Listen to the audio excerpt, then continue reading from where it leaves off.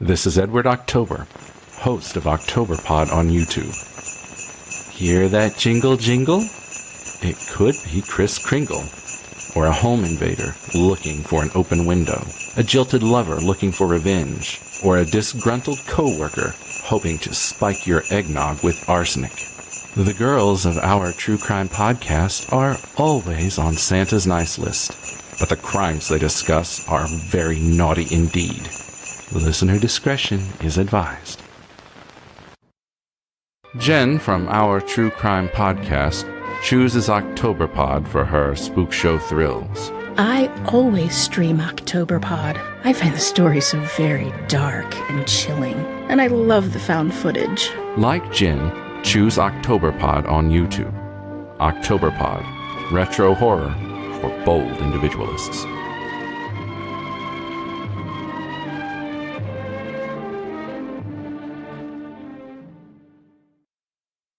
Cam of our true crime podcast chooses Octoberpod to raise her hair. I always stream Octoberpod. I find the stories very hair-raising, and I simply adore dead media. Like Cam, choose Octoberpod on YouTube.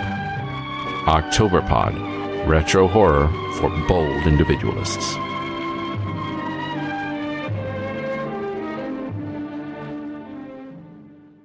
Hi, it's Hadley. I just want to wish all the listeners of our True Crime Podcast a happy holiday.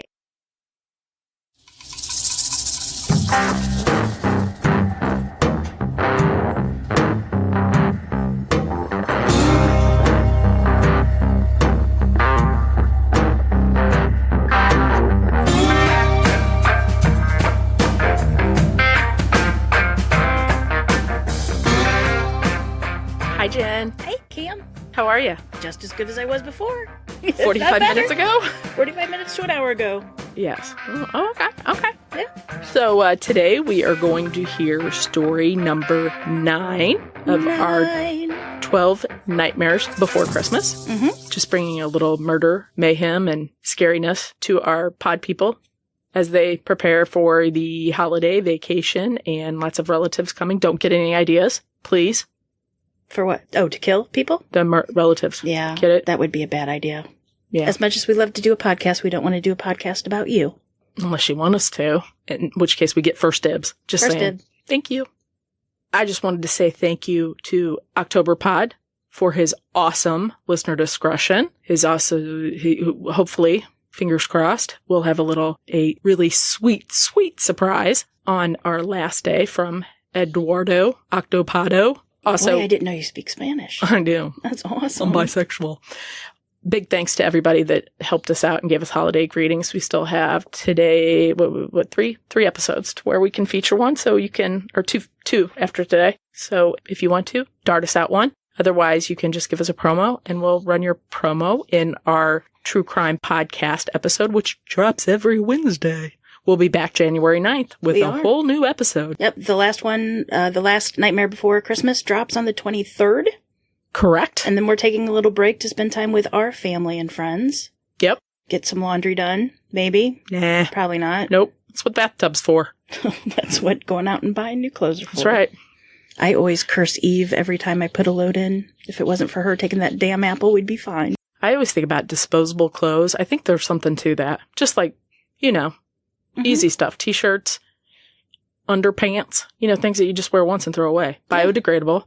Be easy, right? I think it'd be nice. Mm-hmm. I'd go with that. I always think about that whenever I travel anywhere because I was like, that'd be the way to go. And then you just toss it in the city. Or and then you just don't wear underwear. Yeah, but you got to wear T-shirts. Well, maybe. Have to wear a tie. But see, if Eve wouldn't have eaten that apple, we wouldn't have to wear clothes. But then the world would be really ugly. That would be terrible. Yeah. That would be the not true Nightmare Before Christmas.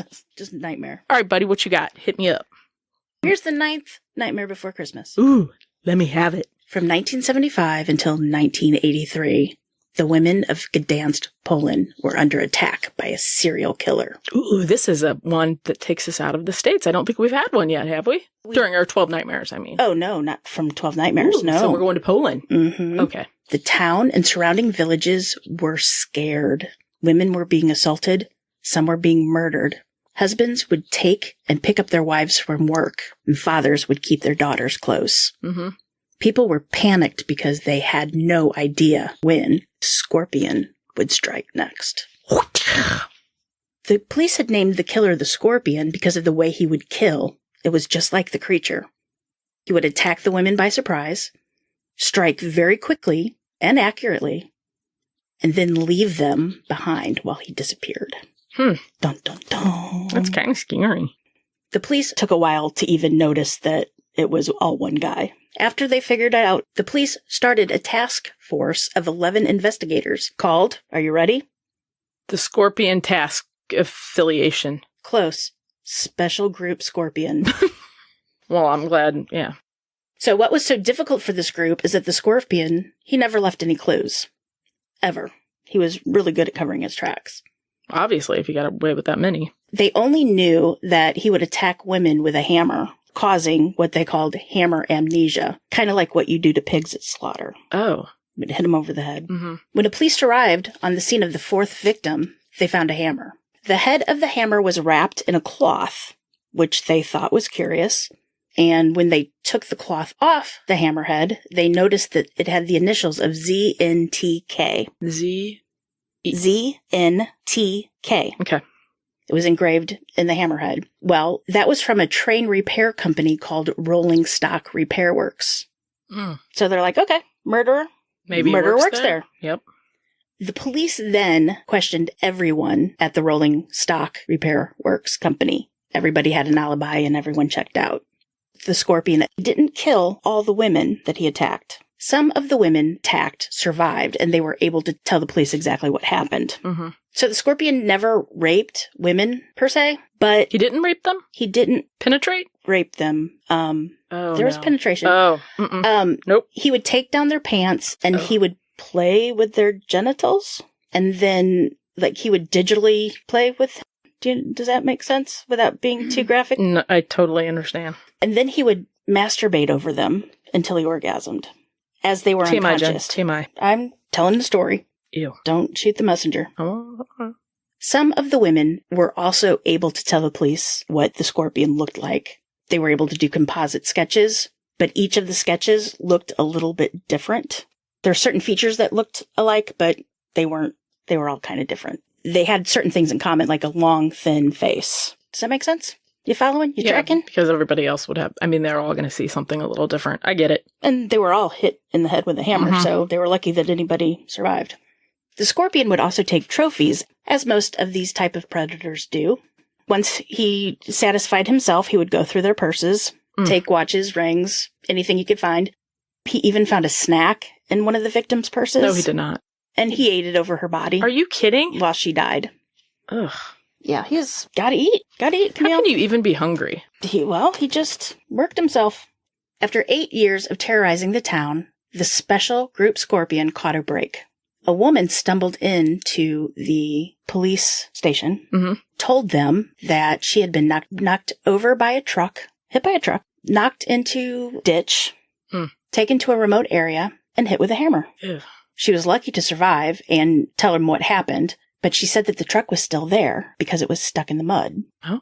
The police went to the site, searched inside the truck, where they found A hammer. their first clue. A hammer. A fingerprint. A glove. You'll never guess it. Pig feces. What?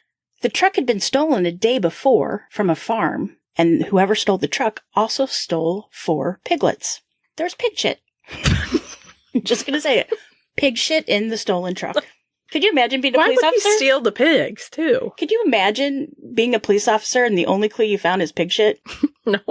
I have all these thoughts And right it was- now, and I'm not going to say them. And it wasn't like in the back of a truck. It was like in where the seats cab are. of the Right, truck. Yeah. And could you imagine getting caught? How'd they catch you? Pig shit. We're not supposed to laugh at our own sorry. jokes. With the clue that they found in this truck, the special group of investigators knew that whoever was doing this had a place to keep pigs. Oh, So they guessed maybe the killer's a farmer. that's kind of, I didn't even think about that. Yeah. It's pretty good. A few days later, back at Special Group Scorpion headquarters, A police report came in stating that a farmer McDonald? is complaining that his neighbor stole a pig swill cooker or steamer from them. What is that? I don't really know, Oh, okay. but I'm assuming it's something to make pig swill? Food? Food. You know, swill is like the mash or hash or whatever and it's then called. like leftovers you throw in because they eat everything. Pigs eat anything. Exactly. I was just gonna say that. I know. Including people. They do. One of the women assistants that helped the special group Scorpion saw this police report and said, "Hey, I bet you this is the killer. You might want to go check it out." Dun, dun, dun. Really? Save the day. Girl power. Mm-hmm. Oh, cool. Police started investigating the neighbor, 37-year-old Pavel Tuklin. Is that Polish? I'm assuming so because he is in Poland. I don't think it's Irish. Come to find out, he had a criminal history. Didn't see that coming. And when they looked at his mugshot, they said, this kind of looks like the composite sketches of the killer. On May 31st, 1983, 3 police cars headed out to the Tuklin's farm. And when they showed up, Pavel just assumed that it was for the pig steamer. It's like, yeah, I took it. Let me go change clothes. Well, at least he admitted it. Yeah. So when he came back, the police put him in handcuffs and they took him to the station. No problems whatsoever. But they knew that there was more to that, right? But he didn't. Okay. Correct. As the one police car headed back with Pavel to the station, the other 2 searched the house. And they found, the trophies of all the victims. They found the hammer, and it was kept stained all that? with human blood. Well, he was still going. Yeah, but you don't keep that stuff. Well, you keep your trophies. They all keep their trophies. You just don't hide them in plain sight. He would give them to his wife. Oh, okay. When the investigators asked him about his trophies, Pavel immediately confessed and gave details to all the murders and the assaults that he committed. He did state that he didn't realize that he had killed 9 of the women. I guess. He thought he killed more? No, he thought the women that were dead, he thought when he left them they were still alive because their bodies were still warm. Oh, mm-hmm. Yeah. Pavel was then sent to be interviewed by forensic and psychological experts. For 3 months, they interviewed him and they just wanted to see if he was mentally competent. Let me give you a hint. He's not. Pavel Tuklin was born in 1946 to an abusive, alcoholic father. His father didn't like him. His mother didn't like him either. And he was the 8th child of 11 siblings. Holy moly. Both parents severely mistreated him. He was a bedwetter. He wet his bed until he was like 15 or 16 years old. It's not good. And they told everybody. The entire village that he grew up in knew about it. Did he wet his bed? That he wet his bed. No And it wonder was he so kept bad. doing it then. That's terrible. It was so bad, girls wouldn't date him because he smelled of urine, basically. So since the girls wouldn't have anything to do with him, he started to become a peeping Tom, which led to him becoming a paraphiliac, which means he was sexually aroused by inanimate objects or non-consenting partners. Which means he liked them knocked out. Mm-hmm. Sort of like a necrophilia, but not But they were dead, alive. But exactly. Yeah. Ew. 1973 and 1975, he marries and has a child. And from 1976 through 1979, he was sentenced to prison for petty theft. So from 1976 through 79, he was sentenced to prison for petty theft. In 1980, Tuklin gets married to a woman named Regina and had 2 children. His neighbors, of course, described him as calm, stable, resourceful man who cared for his wife and 2 children, but he was very introverted. Nothing wrong with being an introvert. No. I'm an introverted extrovert. I am. Pretty much the same, but I'm more No, I don't think you are. extroverted than introverted. I'm an extroverted, introverted, extrovert. So the forensic team took Tuklin out to some of the places where he had murdered these women. Tuklin? They took Tuklin. Sorry, say it again. They took Tuklin twice. Did Tim take Tuklin? Terrible, that Tim. Team Tech Force took Tuklin. Okay, focus. The forensic team took Tuklin out to some of the places where he had murdered the women, returned him to the scenes of the crimes. They gave him a mannequin to demonstrate his sexual perversions so they could gather more information for the trial. The police were kind of disgusted because he seemed to enjoy it. Remember, he likes inanimate objects. When you say inanimate objects, so I can get he preferred his women knocked out, but does that also mean he's attracted to, say, a lampshade? I don't know. I didn't delve that far into it. Just wondering. I'll look it up. That would be for the Google. The police were disgusted because he seemed to enjoy showing them what he did to these women on the mannequin. He finally got to talk about it. Tucklin even asked the female officer that was with them if she would want to replace the mannequin because it would be easier to show the police. Ew. Yeah, that's pretty gross. Pervy. There's even one point where they gave him a hammer to demonstrate on the female police officer what she did. Hello? Why would she do that? And the video... What's he have to lose? He could just do it right there. And the video, the guy's like, you could tell that the female officer was very uncomfortable. Well, no shit. Thanks, Einstein. Seriously. Really? There was also a journalist on the site with them taking pictures and interviewing Tucklin while he was explaining everything that he did. And the journalist asked Pavel what he would do if he were free at this moment. Pavel slowly turned around to him and smiled and he said, I would hunt, which is exactly what he called finding these women, hunting for the women. So many serial killers say that. Robert Hansen, I believe, liked the hunt as much as the actual murders. Right. Ted Bundy, and searching for the perfect victim. I guess it was almost like foreplay for them. The lead up to get excited. And another thing that he told the police officers, because, he wouldn't actually rape them. He would use his fingers. That I don't get either. He loved the smell of women. Oh, please do not gross me out. I'm sorry, but this is just part of his... I'm going to throw up. He loved the smell of women, and he admitted that there was one particular woman that he was very attracted to that he didn't wash his hands for weeks afterwards. Are you...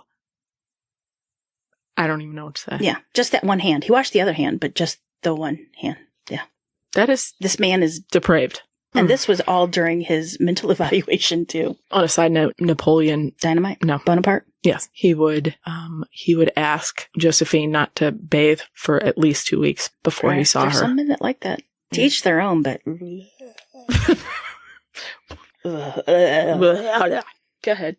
Oh, I gotta think of something else. Airplanes, skies, rainbows, butterflies, baseball. Okay, I'm good. Keep going. When the police asked Pavel why he had a cloth wrapped around the head of his hammer, and that's not a euphemism, it's a real hammer, stated matter-of-factly that when he kept the hammer in his pants, and the head of the hammer got really cold on his belly, so he wrapped a cloth around it so it'd be more comfortable. That was the only reason.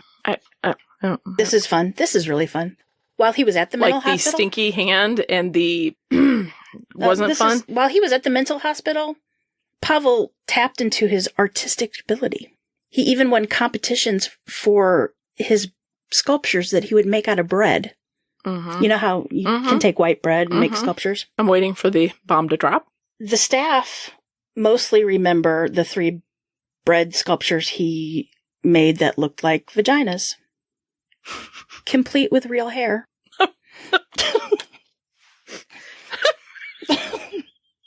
Did they have a yeast infection? If they didn't before, they do now. I'm terrible. Sorry. He's messed up. The kid ain't right. Anybody say, hey, Paul, I don't think you should be making bread vaginas with hair? When he's like, I don't know what to make, I'm sure they said, hey, just make what you like. Do what you know. The first thing that comes into your mind. Oh, shoot. And they're moist. They're moist. Pavel would, of course, at the mental hospital have to see a psychiatrist. I wouldn't know why. No. They gave him a female psychiatrist, which I don't understand, but he soon fell in love with her. And he began writing her letters. And he told her that she should not underestimate him because only he was a real man. What? And he knew what the word real man meant. Are you kidding me right now? Mm-mm. He also gave her a present of one of his bread sculptures.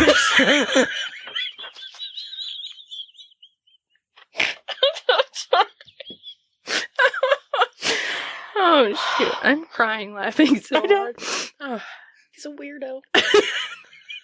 Oh, honey, I love this vagina bread. Thank you so much. I'm just going to set it right over here. Right in the trash can.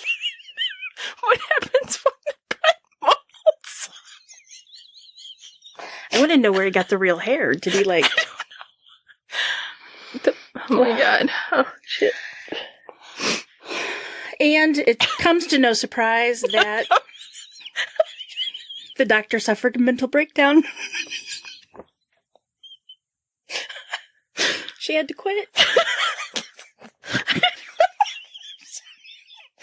so not funny. Oh my God. I know. Yeah, she suffered a nervous breakdown because of...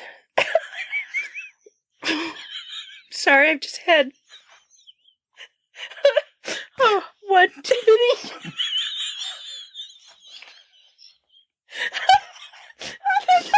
Hey, the guy thought we were stoned. I wish we knew him. We could set up this. I just had one vagina bread sculpture too much. I just... She did say it. And that's what led me to my breakdown. I can't do it anymore. Oh my God. Oh my God. Terrible. Oh shoot. I'm falling out my mask. I'm laughing. Oh Jesus. And that guy said we were stoned in our review. I know. And we're not. I know. We're not stoned. We're not even kind of stoned. We're not even drinking. I have water. You have tea. Oh, okay. Focus. So I don't have makeup on because it'd be all over. Okay, go ahead. Pavel Tuklin was sentenced to death for 9 murders and 11 attempted murders on August 6, 1985. The sentence was carried out on May 25th, 1987. He died? Yeah, that's what it meant. Well, the sentence was carried out. Sorry. Yeah. After his death, he was decapitated and his head was put in a formalin jar. A formalin. They preserved it. It's missing now. His head's gone.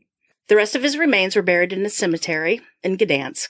And according to Tuklin's lawyer, gravediggers peed in Tuklin's coffin before it was closed. Really? Mm-hmm. Did he not have any family, I guess, that came? Well, I'm sure his wife wasn't very happy with him, and his parents hated him.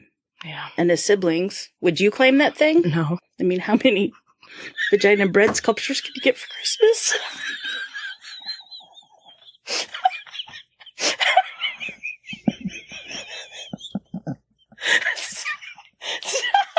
And that's the tail of the scorpion.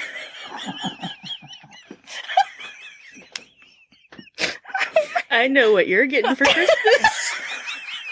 Oh, shit. Oh, my God.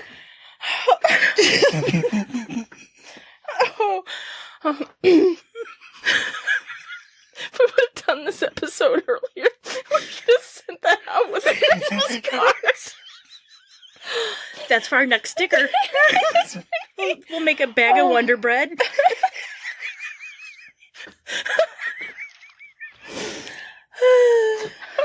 Sorry that the ninth day of Christmas, the ninth nightmare before Christmas is A nightmare. bread vagina sculptures. So anyway, that is the story of Pavel Tuklin in Poland. It's enlightening. Yeah. Yep. 9 deaths. 11 people assaulted. Oh, it's terrible. Not funny. The deaths are terrible.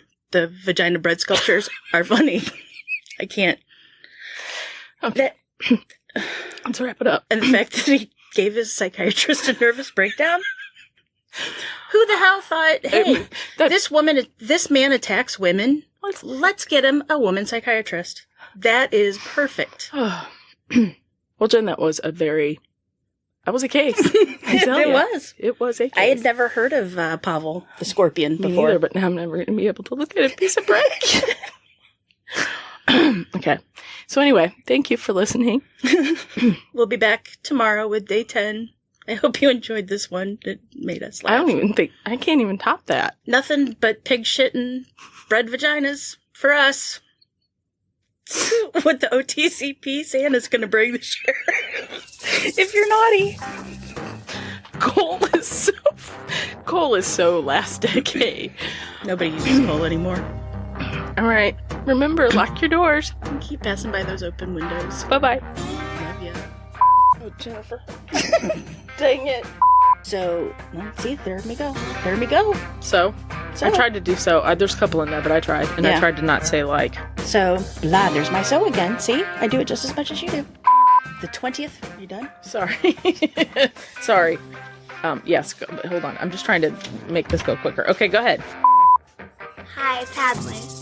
I'm sorry, say it. I just want to wish I just want to wish all the listeners of our True Crime Podcast a happy holiday. I'm sorry. because remember, that's why we're bad, because we laugh at our own jokes.